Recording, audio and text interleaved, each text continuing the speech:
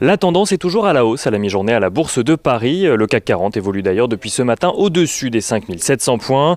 La perspective d'une adoption prochaine du plan de relance aux États-Unis est relancée alors que Donald Trump a été acquitté par le Sénat samedi dans l'après-midi dans le cadre de la deuxième procédure de destitution qui le visait à la suite des assauts au Capitole.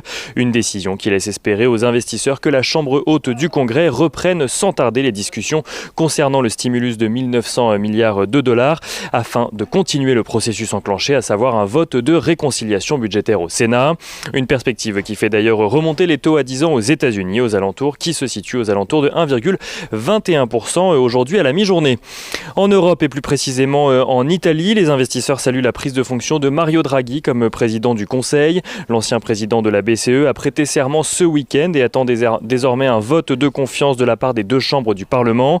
Il n'en reste pas moins que sa nomination est aussi bien accueillie par les marchés que par ses compatriotes et fait espérer à beaucoup une stabilisation de la vie politique mais aussi économique en Italie. Mario Draghi, qui a déjà détaillé son gouvernement, présentera son programme dans la semaine. Europe toujours, les stratégies de vaccination progressent alors que l'Agence européenne des maladies prévient que le virus est parmi nous pour longtemps. L'Union européenne tente de son côté d'accélérer les choses en accélérant notamment la procédure d'autorisation pour les vaccins améliorés qui doivent protéger contre les variants du virus identifiés.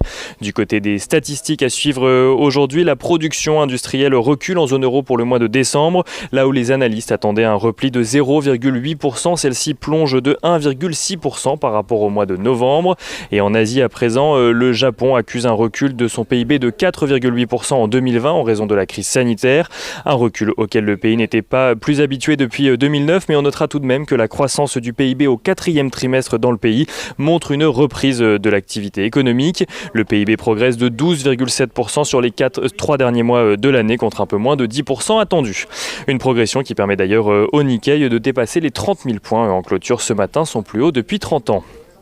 Du côté des valeurs à suivre à présent à la Bourse de Paris, Vivendi fait part de sa volonté de coter sa filiale Universal Music Group à la Bourse d'Amsterdam d'ici la fin de l'année. Vivendi, qui valorise l'ensemble du capital de sa filiale à hauteur de 30 milliards d'euros, prévoit de distribuer 60% du capital à ses actionnaires sous forme de dividendes exceptionnels avant l'introduction. Le chinois Tencent a d'ailleurs exercé une option pour monter à 20% du capital de la major de la musique sur cette base. La nouvelle fait grimper le titre Vivendi qui gagne plus de 17% à la mi-journée.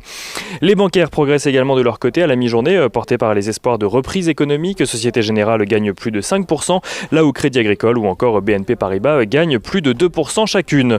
Parmi les plus fortes baisses à la mi-journée, on notera Pernod Ricard, mais également Dassault Systèmes, Unibail Rodamco ou encore L'Oréal dont le titre corrige à la suite de sa progression en fin de semaine dernière.